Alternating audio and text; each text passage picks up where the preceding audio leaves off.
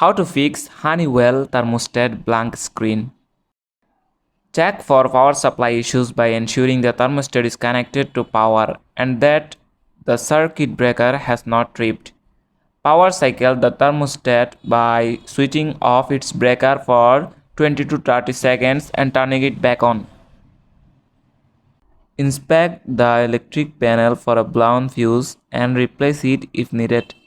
Also check for any loose wiring connections. Examine HVAC system connections. Issues with the air conditioner or heater may disrupt the transformer's voltage supply to the thermostat. Replace the batteries if the thermostat relies on battery power. Inspect thermostat wiring to ensure all connections are tight and the RC and wires have power. Verify that the thermostat is securely attached to the mounting plate. Close any open furnished doors.